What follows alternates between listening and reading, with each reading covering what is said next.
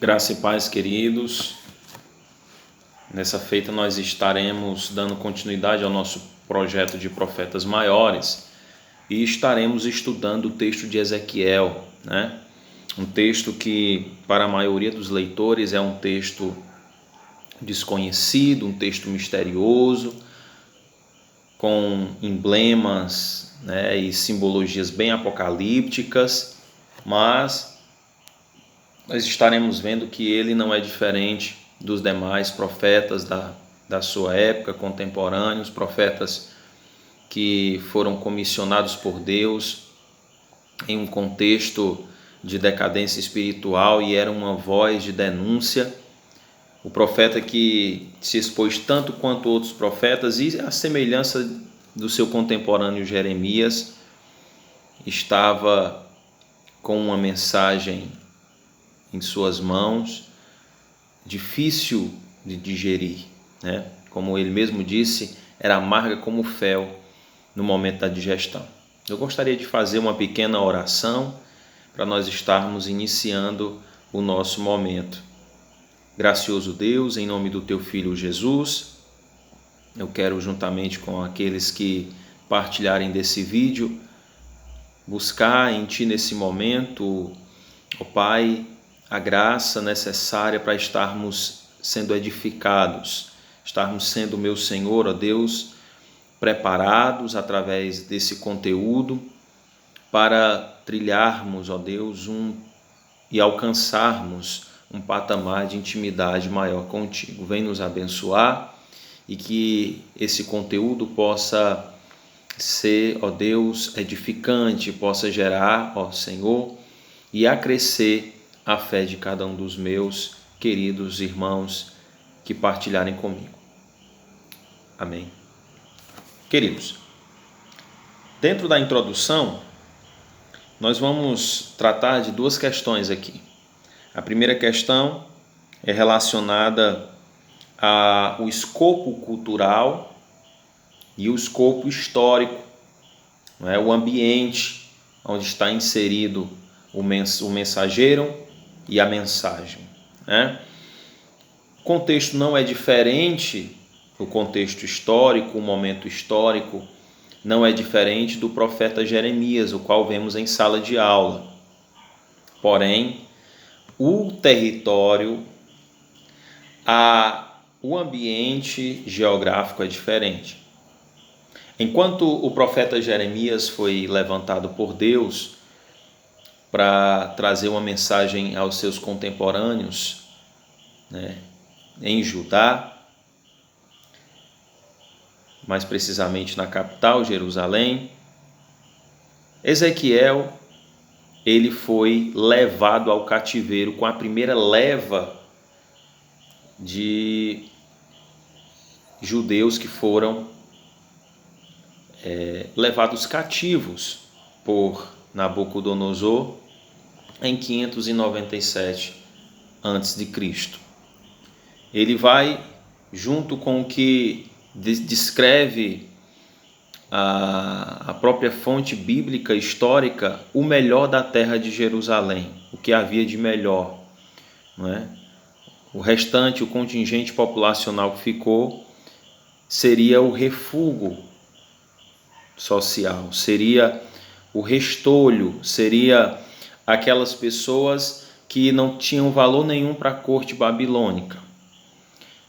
E o interessante notar isso, porque quando você vai para o texto de Ezequiel, logo nos primeiros capítulos, quando o Senhor ele descreve o conteúdo da mensagem após a aparição gloriosa e a chamativa, né, de Ezequiel para a responsabilidade profética, o Senhor ele vai antecipar ao profeta dizendo o seguinte, que ele estaria sendo enviado para a casa rebelde de Israel.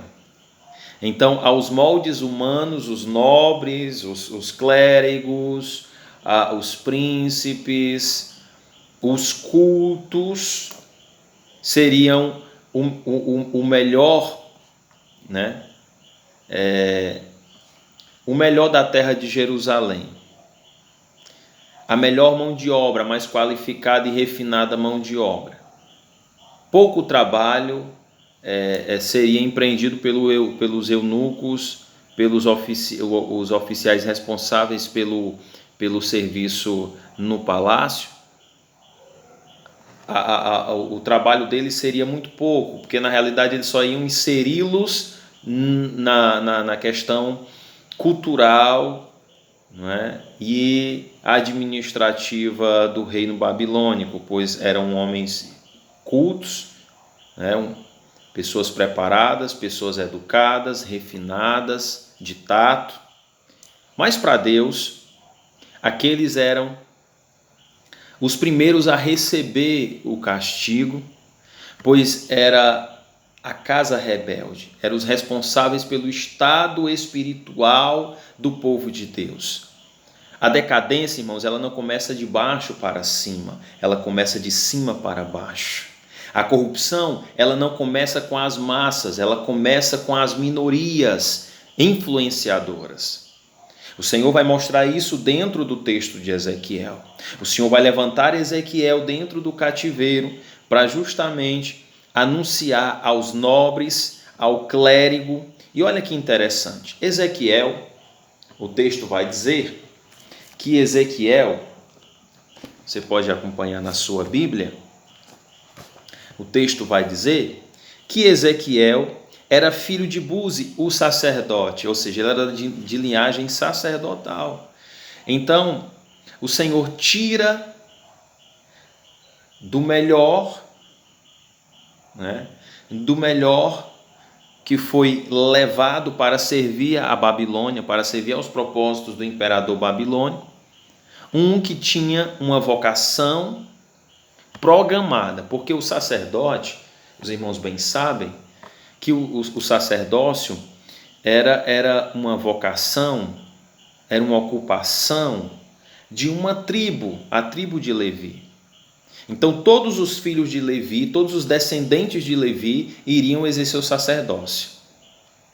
E interessante notar também, irmãos, aqui nesse aspecto introdutório, é que foi justamente no 30º ano,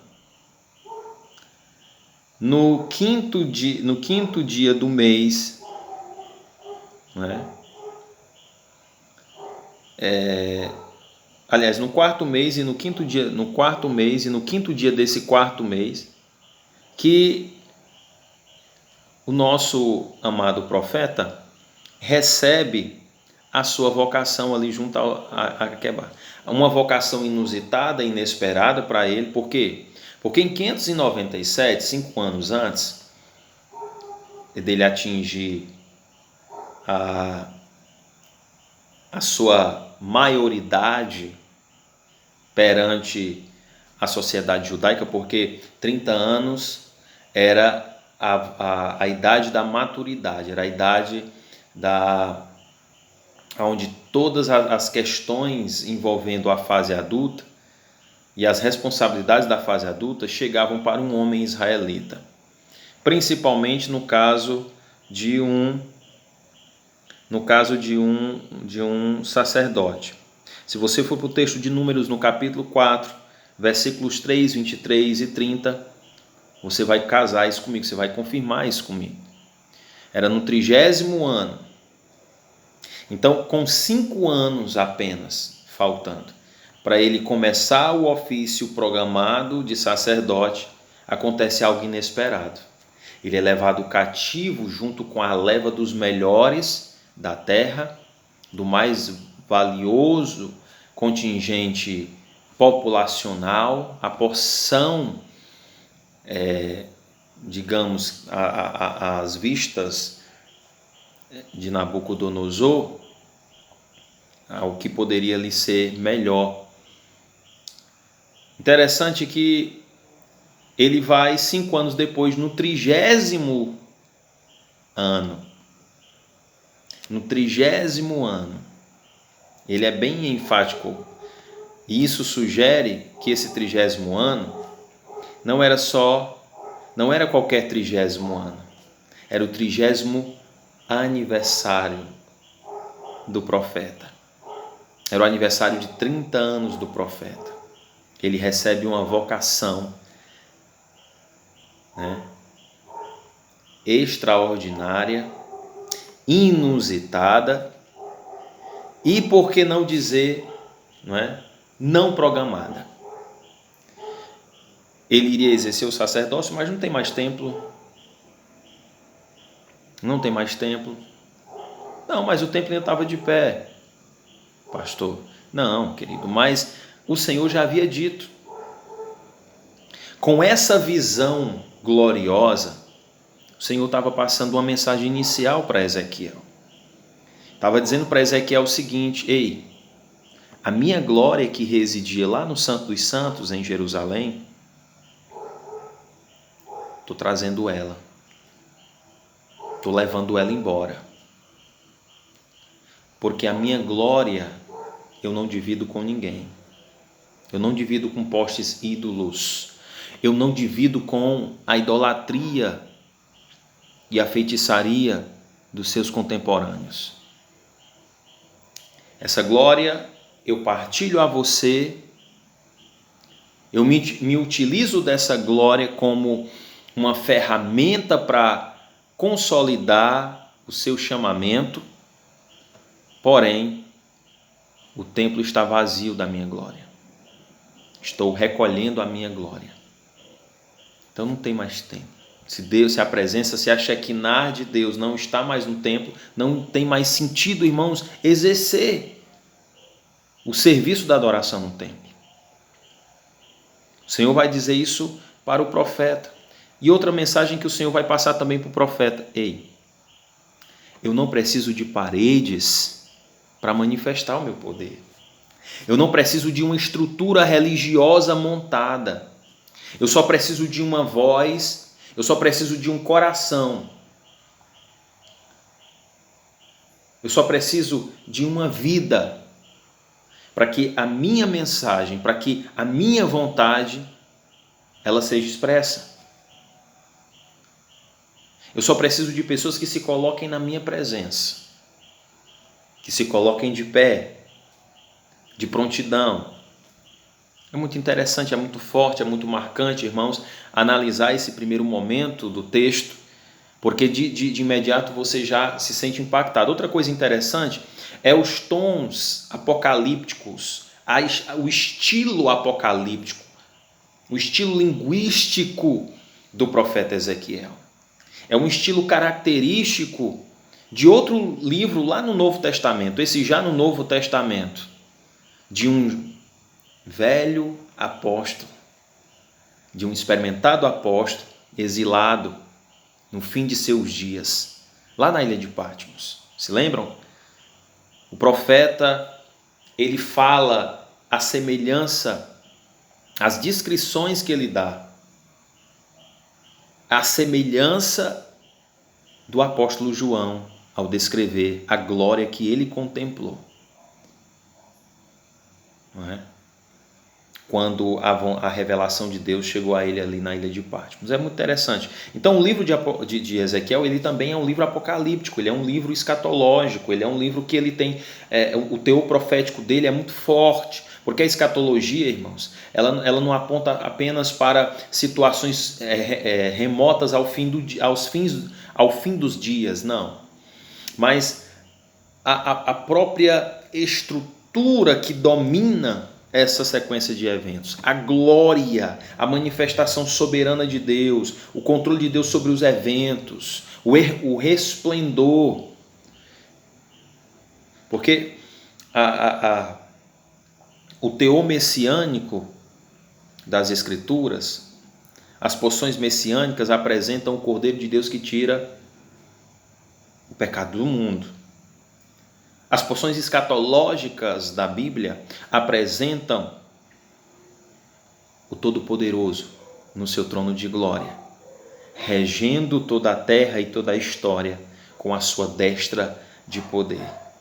E que nos últimos dias vai se manifestar de uma forma tão gloriosa, tão excelsa, tão resplandecente, que vai ofuscar os olhares indignos. e vai fazer brilhar os olhos ansiosos dos santos, dos justificados, daqueles que foram redimidos pelo Cordeiro de Deus. Vamos avançando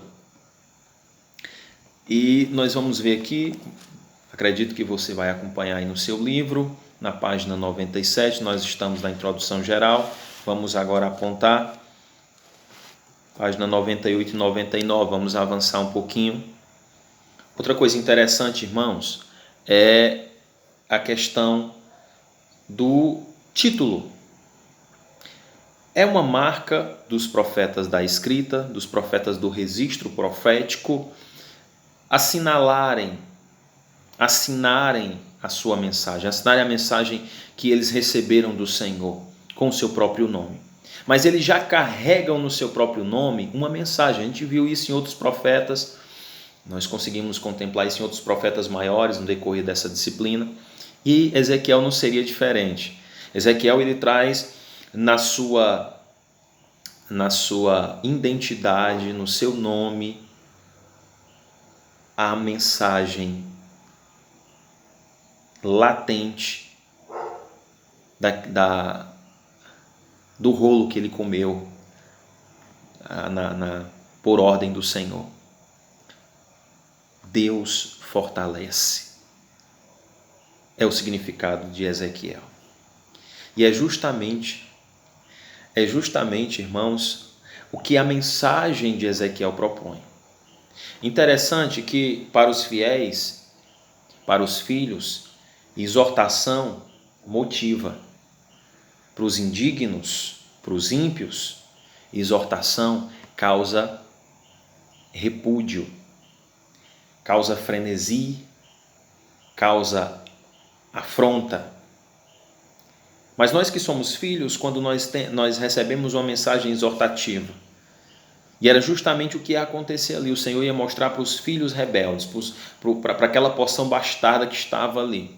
Porque essa primeira levada, irmãos, é os bastardos, eram aqueles que eram os influenciadores da decadência espiritual e moral do seu povo. E as grandes massas iam com a maioria. Você vê isso, irmãos, no decorrer de toda a história humana. Existem situações que a gente pode citar paralelo a isso aqui, dentro de outros contextos, para mostrar isso, para atestar isso que eu estou dizendo para vocês. Por exemplo, aquela mesma multidão que disse: Hosanas, Hosanas, eis aí o rei dos judeus. Essa mesma multidão que disse isso para Jesus foi a mesma multidão influenciada lá diante de Pôncio Pilatos, que gritou: crucifica-o, influenciado por uma minoria que tinha o poder religioso, né? Que tinha ali a autoridade clerical, a autoridade sobre o povo, judicial, né? Aquela minoria dos saduceus e alguns fariseus ali que compunham o sinédrio, porque a grande maioria do sinédrio era saduceus, que era a classe sacerdotal dos dias de Jesus, né? Você vê como a massa, ela só vai, irmãos, seguindo as orientações. Ela é muito manipulável, a massa. É muito manipulável por uma minoria que tem esse poder de manipular, que tem esse tato para manipular. E foi essa levada que foi levada primeiro. E foi alocada ali a 80 quilômetros da capital do Império Babilônico, em uma colônia na cidade de Tel Abib, que significa espigas, né? Lugar das espigas, ou enfim, alguma coisa parecida com isso. A tradução é alguma coisa parecida com isso. Você vai olhar em alguns aí nos melhores dicionários, tem alguma coisa dentro disso. E eles ficaram ali, refugiados naquele acampamento, né? À mercê dos propósitos de Nabucodonosor para eles. Homens que até então tinham o controle, o monopólio, não é? Em Jerusalém, agora se veem na condição daqueles cortesãos, daqueles camponeses, daquela massa que eles oprimiam, que eles agiam com usúria, que eles usurpavam o direito. E com certeza isso estava gerando um endurecimento de serviço de coração muito grande. E é por isso que o Senhor vai utilizar essa expressão, esse hebraísmo, casa rebelde, para justamente falar daqueles que são israelitas, daqueles que são filhos, mas que são filhos, né, rebeldes, bastardos, são filhos, mas não se comportam como filhos, embora sejam filhos, e merecem castigo, né? É interessante, parece até parece até algo infantil, simplista dizer isso. Parece até algo que se diz para uma criança: ei, Deus castiga, né? Mas de fato a mensagem era para mostrar isso, que olha, não adianta. Esses falsos profetas que estão profetizando tanto em Jerusalém como aqui dentro do acampamento, aqui às margens do Quebar, de que isso é passageiro, isso é temporário, que Deus vai intervir. Esses profetas, eles estão falando mentiras, eles não estão falando por Deus, porque isso é inevitável. E isso que está acontecendo é só o começo. É duro, irmãos, ter que entregar uma mensagem dessa, mas é justamente a vara. A estrutura da mensagem, ela pode ser comparada a uma vara corretiva. O Senhor, ele nunca vai reter, preste bem atenção, ele nunca vai reter a sua vara de correção para os filhos, porque ele forja os filhos através do castigo e da disciplina, e ele prepara os filhos através do castigo, né? Então a gente vai ver aqui algumas coisas interessantes. A gente pouco conhece acerca do profeta, mas o que se conhece é que, por exemplo, essa estrutura profética de Ezequiel traz também uma questão autobiográfica, né? Porque a gente vai conhecer dentro da mensagem dele que ele era um homem que teve esposa, mas com pouco tempo que ele chegou lá no acampamento, né, de refugiados, pouco tempo que ele se refugiou ali, junto com os cativos, a esposa faleceu e ele não pôde nem fazer, né, aquele procedimento funerário que os israelitas costumavam fazer. Tinha deles que passavam semanas de luto, né? Ele não pôde chorar a morte da esposa. Isso representava uma profecia, que da mesma forma que foi repentina, que foi, né, certa, e que não dava a ele o direito de chorar, da mesma forma iria ser com Jerusalém. Jerusalém, pouco tempo depois, passou por um cerco de 3 anos, poucos anos depois, questão de 2, 3 anos depois, passou por um cerco, né, por um cerco ali, e finalmente foi totalmente desolada e destruída por Nabucodonosor e o seu exército, né? Então, para você ter uma ideia, como o profeta ele sofre por antecipação, porque ele recebe a mensagem, ele sabe que aquela mensagem é certa e ele vive na própria pele os apelos daquela mensagem. Só para você ter uma ideia, quando você analisa os primeiros 3 capítulos, o segundo capítulo principalmente, não é? Aqui, quando você chega nessa parte da vocação, você vê que Deus manda ele fazer coisas inusitadas e muito esquisitas para demonstrar, para introduzir a mensagem. Uma das coisas mais esquisitas que eu vejo aqui e mais inusitadas é o fato de utilizar esterco humano como carvão para cozinhar sua comida. Depois disso, eu acho que o outro profeta que passou por uma coisa bem inusitada, esquisita e constrangedora foi Isaías, que teve que ficar 3 anos nu para entregar a sua mensagem acerca do declínio do Egito. A potência opositora dos dois impérios mundiais que vieram do norte, que se opunha a esses impérios, né? E nesse jogo de interesses, né, entre potências, ficava aquele joguete político dos líderes de Israel e Judá para buscar auxílio nesses homens, enquanto Deus estava dizendo que eu sou o auxílio de vocês. Então isso marcou bastante. Mas voltando à questão de Ezequiel, você vê isso. O profeta ele vai relatar que ele foi casado, né? E que a esposa faleceu. Outras coisas interessantes aqui que a gente pode analisar aqui, irmãos, é o seguinte: é que o cativeiro, dentro dessas mensagens iniciais de Ezequiel, a gente nota o seguinte, que o cativeiro, a proposta do cativeiro não é destruição, não é aniquilação, não é empreender sofrimento, mas revelar o remanescente. Você sabe de onde saiu o remanescente israelita, o remanescente judeu? Que expurgou totalmente do seu contexto a idolatria? Foi daqui, do cativeiro. A geração que sai do cativeiro é uma geração que sai refinada, purificada de toda tendência idólatra. Então, nós aprendemos uma coisa, que o remanescente ele sempre vai sobreviver para ver a restauração. Por quê? Porque, segundo o que o Senhor já havia dito a Jeremias, e nós vemos isso, esse castigo, este cativeiro, essa situação, ela tinha um tempo determinado para começar e um tempo determinado para se findar.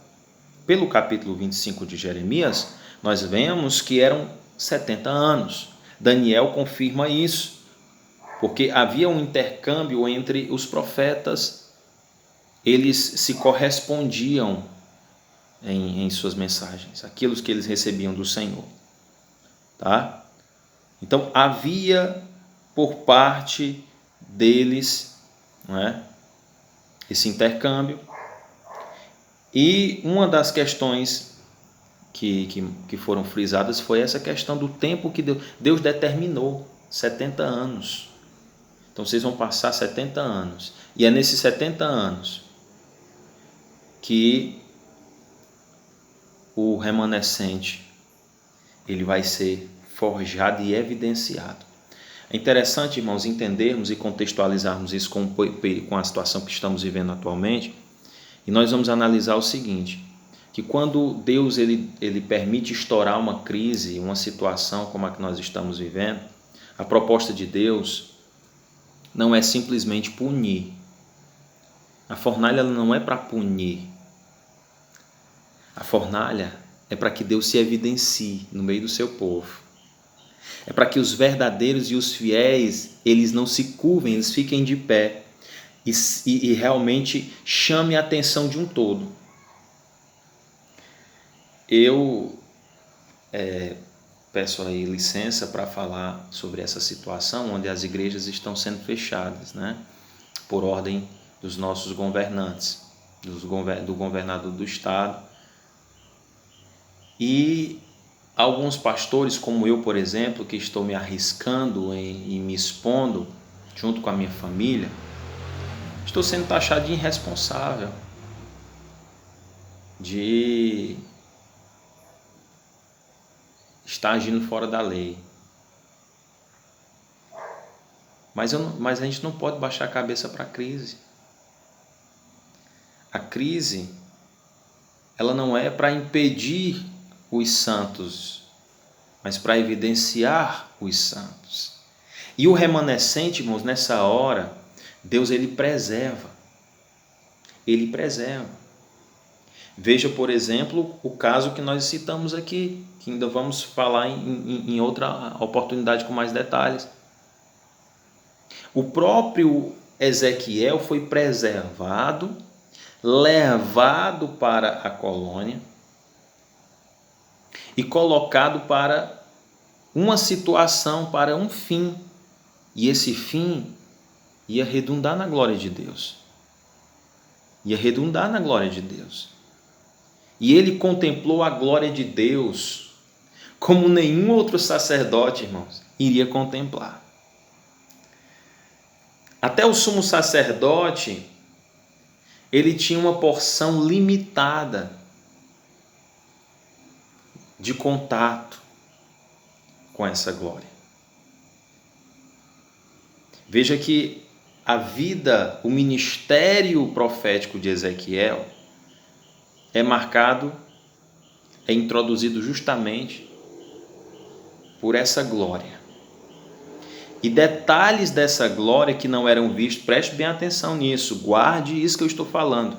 Detalhes dessa glória que não eram vistos lá no Santo dos Santos, que lá no Santo era só uma coluna de fogo que vinha, que descia do céu e se estendia até o propiciatório, que é aquela tampa que fica em cima da Arca da Aliança. E era justamente essa glória que era vista pelo sumo sacerdote quando ele anualmente entrava para aspergir nas pontas do propiciatório o sangue do cordeiro, pelo que justificaria o pecado dele, da sua família e do povo. Veja que Ezequiel, um sacerdote apenas, aqui vai dizer que ele era filho de sacerdote, ele não era um filho do sumo sacerdote, ele era filho de sacerdote, ou seja, com certeza, sem medo de estar me precipitando, ele não queria ver essa glória. Porque a linhagem de sumo sacerdote, ela vinha diretamente de Arão e dos seus filhos e era da linhagem direta. As ramificações da tribo de Levi, da família de Levi, elas ficavam com os serviços levíticos mais externos, né?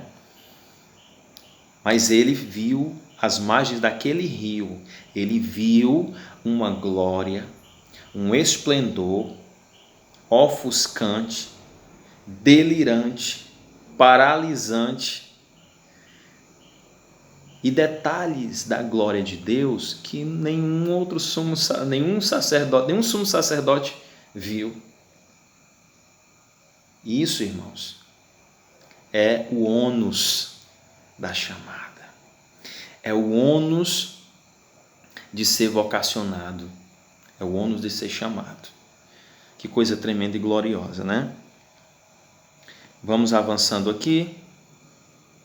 Outra coisa interessante é a questão do atalaia. No capítulo 3, a gente vê essa questão. Duas coisas são tratadas aqui sobre essa questão. A questão do atalaia, ele vem descrevendo, né? Vai até o capítulo 48 falando sobre essa questão. O capítulo 18 é muito forte de Ezequiel sobre a responsabilidade pessoal. E o atalaia, ele é responsável por isso. Uma coisa que vale frisar, o termo atalaia remota à questão do sentinela. Eu acho que eu já falei isso em sala de aula, mas eu gostaria de repetir para ficar documentado. O atalaia, ele é como um sentinela. Coisas importantes sobre o atalaia. A primeira coisa é que o atalaia, ele não evita o ataque. Ele antecipa, ele avisa, ele adverte uma coisa que é inevitável, uma coisa que é certa. Ora, mas se ele não evita, se ele não impede que isso aconteça, qual é a serventia do atalaia? Para quê? Para que avisar? Né? Alguém pode se perguntar, ora, então quer dizer que aquele que fica na torre de vigia, ele é só responsável por avisar? Irmãos, o atalaia é o mensageiro de uma má notícia, inevitável. Mas por que é importante a figura do atalaia? Dentro do contexto profético, isso é importantíssimo. Por quê? Porque prepara. Quando eu recebo uma notícia antecipada, uma situação inevitável antecipada, eu tenho tempo para me preparar para essa situação. É essa a questão. A importância do atalaia. Essa é a questão. Eu, como mensageiro de Deus, eu não posso impedir os eventos. Eu posso preparar as pessoas, antecipando elas para o inevitável. Era isso que Deus queria de Ezequiel. Deus queria que o profeta se colocasse como atalaia para os seus irmãos, mesmo sabendo que os seus irmãos não iriam dar ouvidos a ele. Interessante, irmãos, que aqui me lembra uma situação de Jesus, quando Jesus chega na sua cidade natal, na sua cidade da sua infância e da primeira metade da sua vida, e ele vê aquele descrédito dos seus com relação ao seu ministério messiânico, com relação à sua figura messiânica. Então o que é que Jesus vai fazer? Jesus vai fazer uma declaração bombástica. Jesus vai dizer, olha, o profeta ele não tem honra senão na sua própria pátria. Isso cabe muito bem, mas isso, irmãos, não é uma tendência aceitável por Deus. Veja que Deus escolheu, e no começo do diálogo de Deus com Ezequiel, preparando Ezequiel para o seu ministério, Deus vai dizer o seguinte, olha, tu não vai ser levado a um povo estranho, e sim à casa de Israel, aos teus irmãos.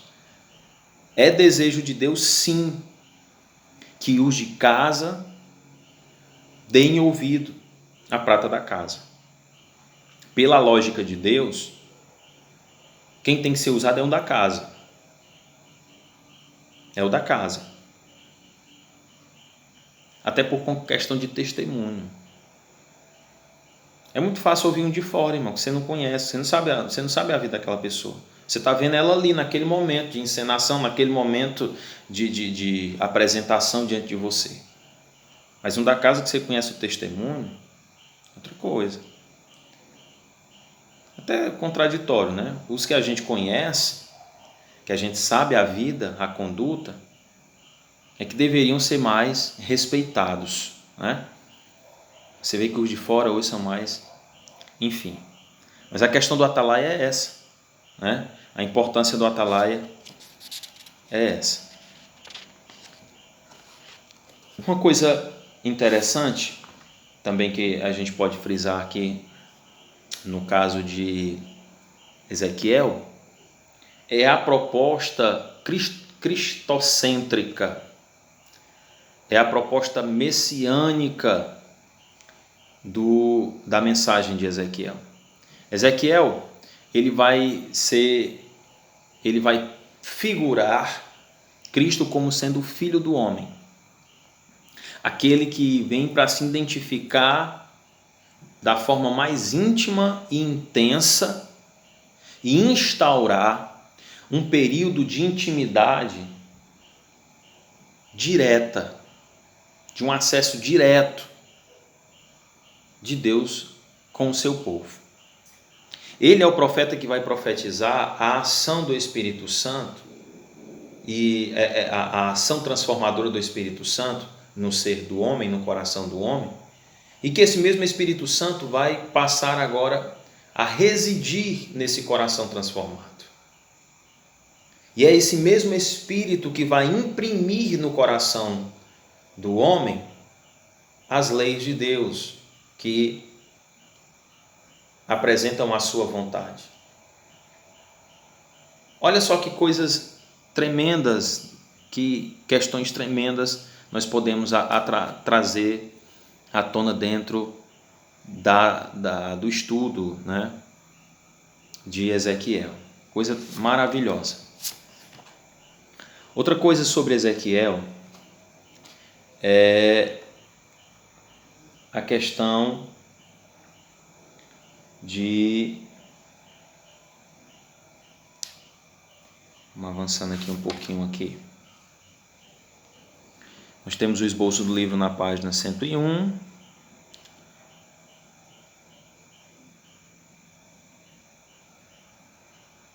Vamos lá. questões históricas relevantes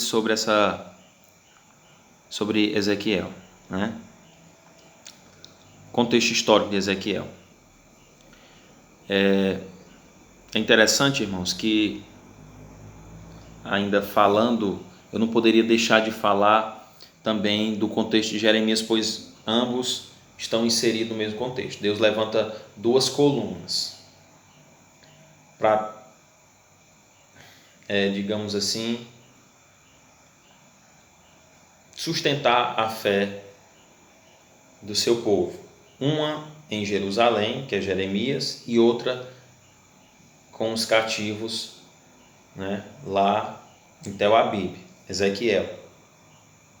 Mas deixa eu falar um negócio interessante para vocês. Quando você vai para o contexto histórico desses dois profetas, principalmente Jeremias, que antecede um pouco Ezequiel, você vai ver o seguinte, que eles participaram de um reinado de reis reformistas, principalmente Jeremias, né? E um desses reis reformistas foi o próprio Josias, né?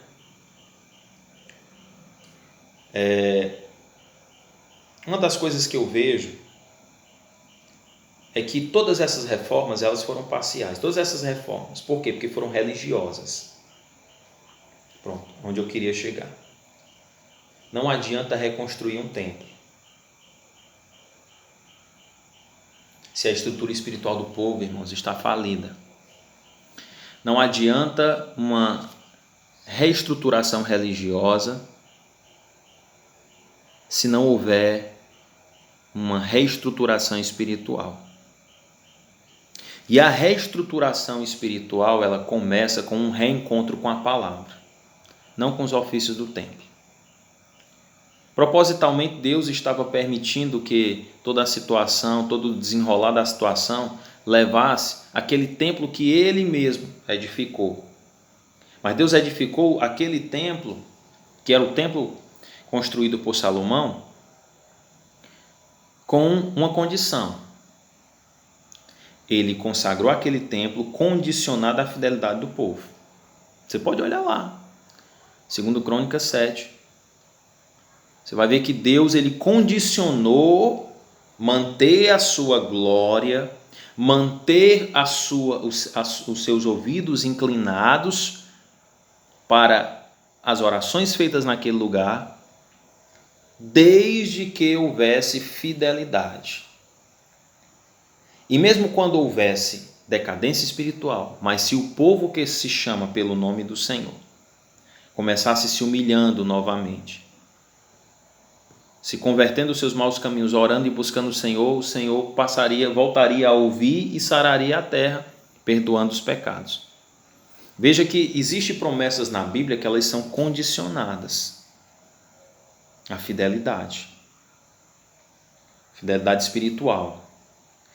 Uma postura espiritual. Uma postura transformada pela palavra. Por que esses profetas da mensagem, e aqui eu já estou encerrando esse primeiro momento, por que esses profetas da mensagem, eles são tão importantes no contexto?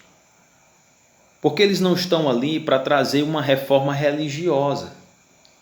Eles não estão ali, irmãos, para fazer com que o povo volte novamente a cultuar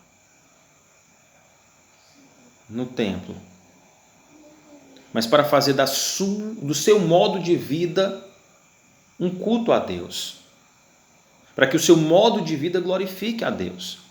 E uma das coisas que eu vejo dentro, eu acredito que seja a coisa mais assim, mais relevante da mensagem de Ezequiel, é justamente a glória de Deus. É o tema central. Só para você ter uma ideia, das 12 vezes, das 12 vezes, aliás, melhor falando, a melhor construção seria assim, nos 12 primeiros capítulos, a glória de Deus é citada, me perdoem, assim, as 12 vezes que são citadas inicialmente esse tema, está só nos primeiros 11 capítulos. Pronto, saiu. Venci o trava-língua. Entende? Então você tem a Deus dizendo o seguinte, olha, não adianta um culto suntuoso se esse culto ele não me glorifica. E isso, irmãos, não é uma coisa dos dias desses dois profetas. Ela já vinha se perdurando, não é? Desde o século 8, desde os dias do profeta Isaías, desde os dias do profeta Miqueias, desde esses profetas do 8º século, né? O povo estava tendo uma fé virtual, uma fé tendo uma vida religiosa. Não havia praxe, só havia religiosidade. Só havia uma rotina, né, totalmente virtual. Não havia um encontro real do povo com Deus. Havia um encontro do povo com a religião. É por isso que quando os reformadores partiam, os reis morriam, sacerdotes que encabeçavam reformas morriam, como Ilquias também foi o encabeçador, porque era o mentor de Josias, do rei Josias. O povo voltava às práticas. Quando um rei ímpio se levantava, o povo caía de novo. Quando um rei que não tinha tanto comprometimento como o rei anterior com as coisas de Deus, com a religião, se levantava, o povo voltava de novo para as práticas idólatras. Por quê? Porque não havia tido conversão. Não havia. Entende? Então é com essas palavras que eu encerro esse primeiro vídeo, tá? E nós iremos continuar em outro vídeo. Amém?